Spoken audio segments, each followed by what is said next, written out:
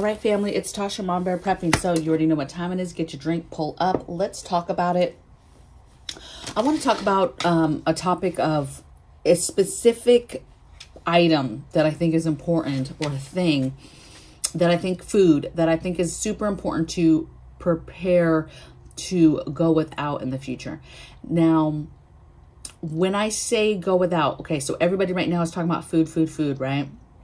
But I think that it's important to recognize that because the things that our country has been doing in regards to meat, processing of meat, making it safe, coming out with all these other not meat options, right? It's like they're trying to phase real meat out of the system as part of an agenda for whatever.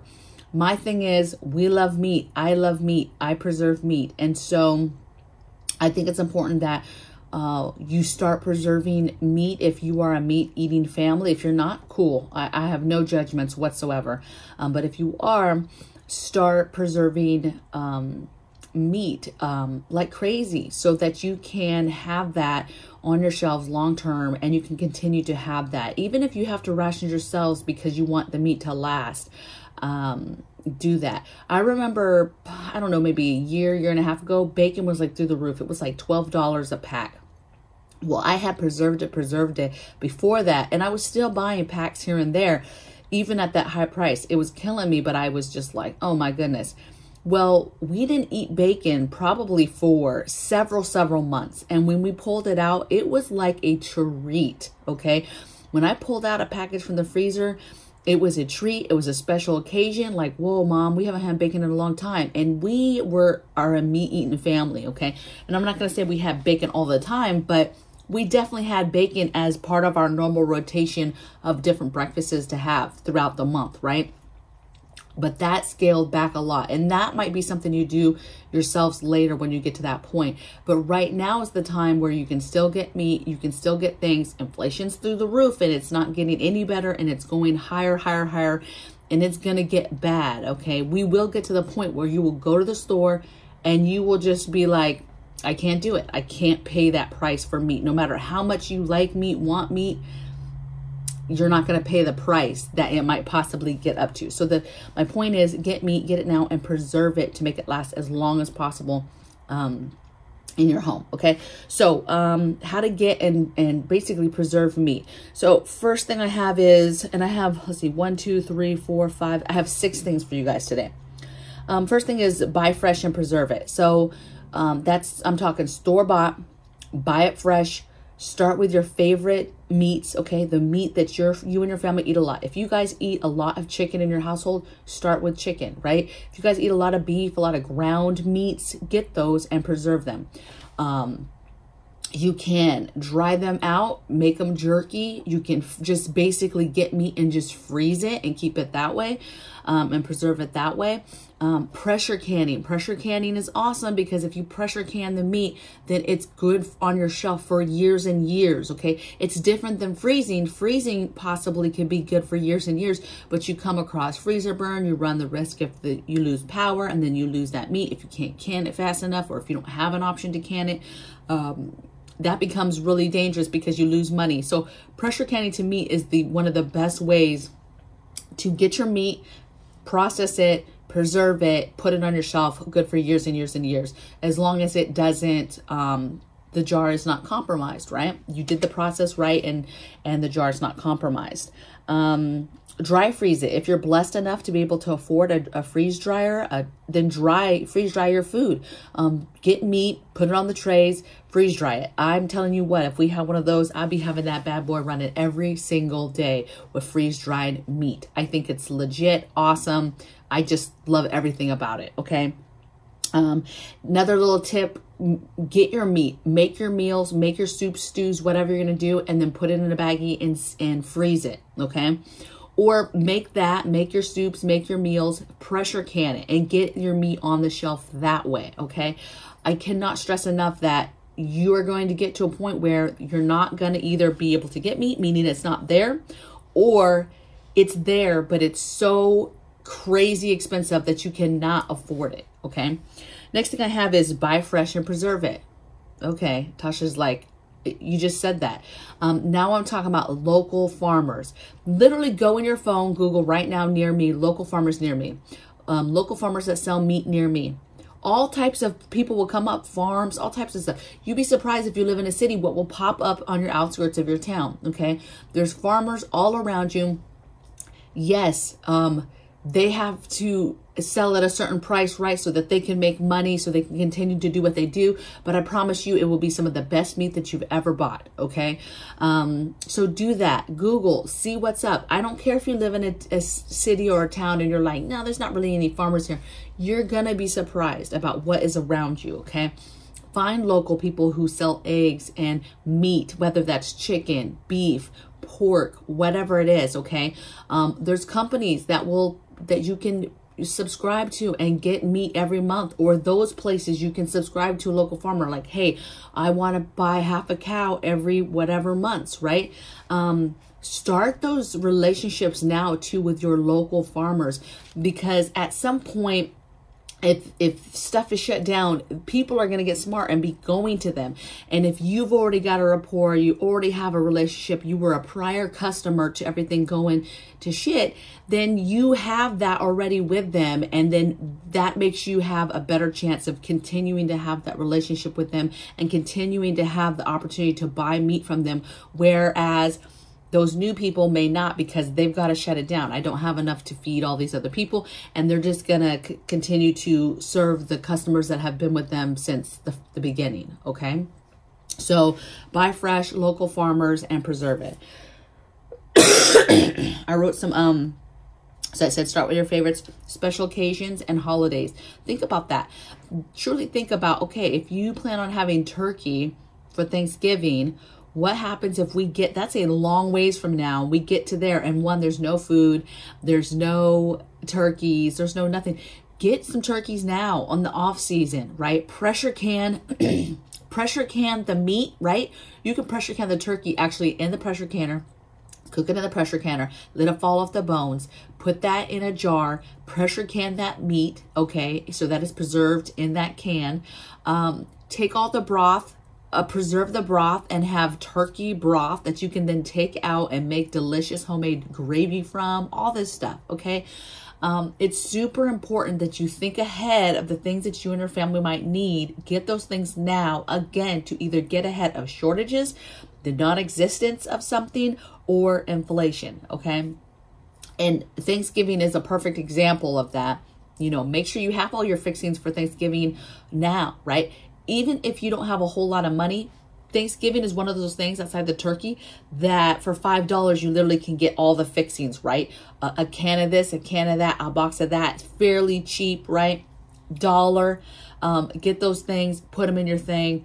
Now, obviously, if you have this huge family and you need more than that, you know, obviously I get it. But Thanksgiving is relatively cheap outside of the meat that you're getting for the occasion. All the sides, for the most part, are relatively cheap to make, okay? To get and make. But think about that ham. You think there's going to be an issue with ham? Get the ham, chop it up in big, nice, chunky pieces, can it, pressure can it. I'm telling you, like, get your meats and preserve it. Number 3, the thing I have, how to get meat, canned meats. So it's crazy to me how some people still don't know that, you know, you can buy meat in a can, okay? Yeah, people be like, oh yeah, I know that. There's tuna and chicken, but that's really all that they know about. And if they're really savvy, oh yeah, Spam, right? But they don't realize that there's all types of meats that are in a can offered at the store. Just go to the store and just take a look at that aisle where you would get tuna and chicken, and just really take a peruse, really peruse it, because there is all types of stuff. Salmon, yes, tuna, sardines, clams, crab meat. There's chicken. There's dark chicken, you know, dark meat chicken, white meat chicken. There's pulled pork. There's roast beef and gravy. There's a ton of different Spam flavors, okay? A ton of different flavors of that you can get. There's bacon. I mean, you name it. meat is in a can. You can get it in a can, okay? So don't get stuff your family's not going to eat, but get stuff in a can form because it will last forever. As long as that can is not compromised, it will last well past the expiration date. And it is can form, shelf stable, good to go, okay? So canned meat, that's what you need to be getting, okay? Let's see, canned mixes that have meat. When I say canned options, so canned options that have meat. So that is you concentrating on canned goods that have meat. Stuff like chili that has a meat in it. You know, manwich, beef stews, the different soups that have meat in them. All the different things that you can buy in a canned option that is a meal of some sort, but it has meat in it. Even a can of ravioli or a can of SpaghettiOs with meatballs, that has a meat in it, okay? Yes, it's a processed meat, okay? So we won't go into that whole topic, okay? But it is a protein, it is a meat option that's within that can, okay? So when you're buying all these canned options and stuff, think that through. I always try to get stuff that has meat in it and a vegetable in it, okay? So that I have all of that in one canned option, okay, with whatever I want to do. And then ideally, a lot of those types of things, you could literally heat them up and serve them over rice and they're delicious, okay? And super, super easy to serve. But that's a way to get another meat option on your shelf. The next thing I have is dry freeze meats. Again, if you are blessed enough to be able to afford a freeze dryer, they run about $4,000 to $5,000. There might be some smaller options that are cheaper or if you get them on sale, but they're thousands of dollars is my point.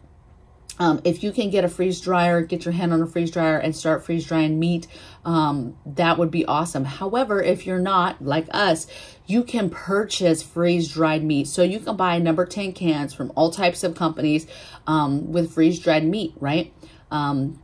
Cubed chicken, ground beef, cubed beef. Again, freeze dried will last you 25 plus years, okay, in these cans if you leave them. Also, same thing, these same companies, like I just said before, you buying the canned options from the store that have meats, buy the freeze-dried options from these companies in the number 10 cans that have meat, right? Buy your stroganoffs, your number 10 cans of stroganoffs, your number 10 cans of beef stew, your number 10 cans of this type of stuff, right?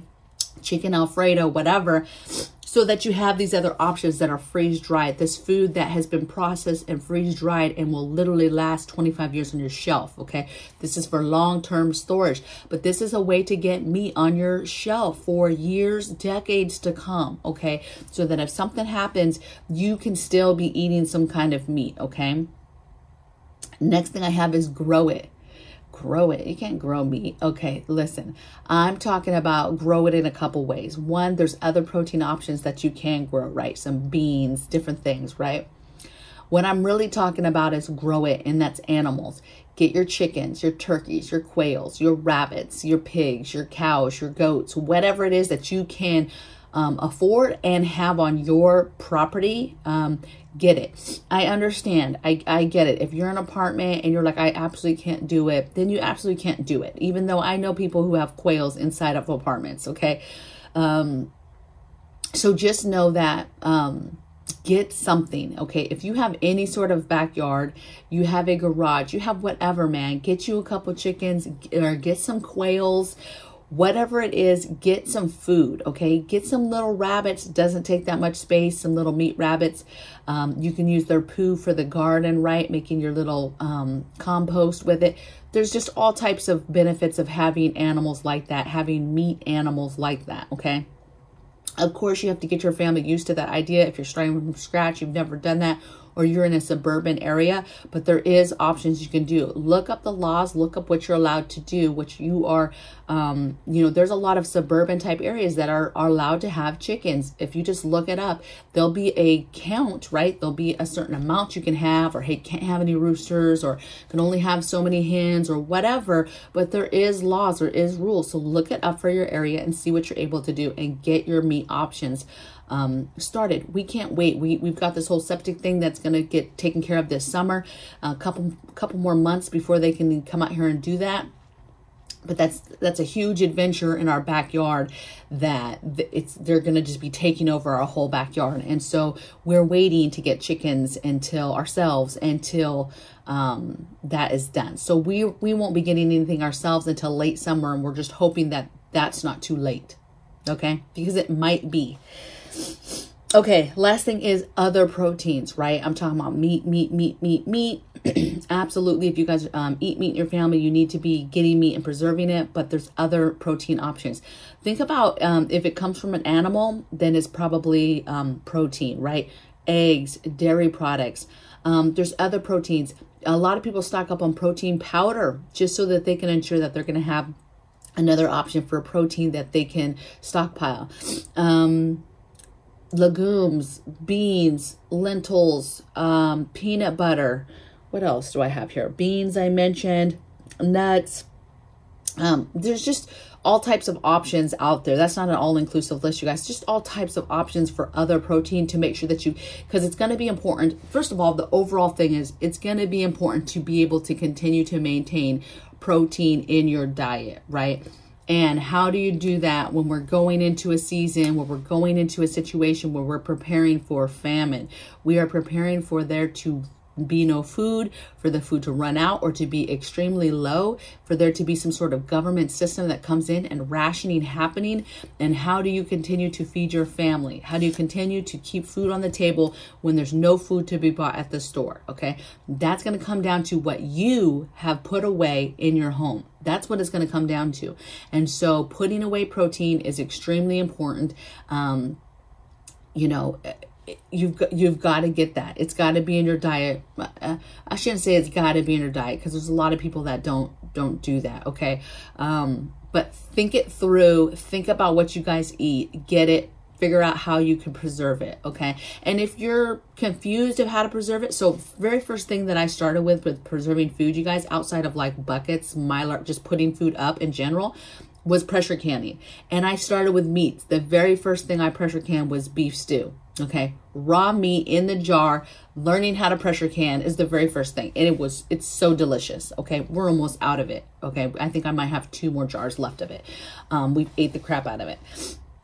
So just keep in mind, it's super important. Get the things that you want to do, and then get the system that you think that you want to try, right? If you want to try dehydrating food, okay, start doing your fruits and vegetables, but think about meat. Think about making jerky, okay?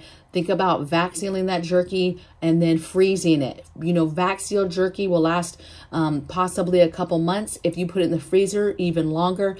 But the minute you open it, it doesn't last that long, right? It's just a few weeks, okay? So just think of the ways. I'm excited to hear in the comments below what other people are doing to preserve meat, anything that I've missed, any kind of processes that people are trying to do. One process when it comes to meat that I have not tried is curing. So there's a lot of cultures, different cultures, that dry meat out, cure it with salt, and doing different procedures that make meat good to eat, like just sitting out, right? And so you know, knowledge is power. Now's the time, because you can still get this stuff and learn about these processes, learn how to do these things before you can't get the information to teach you how to do it, right? And then we go from there. I'll see you guys tomorrow on the next video, and I'll see you guys in the comments. Take care. Bye.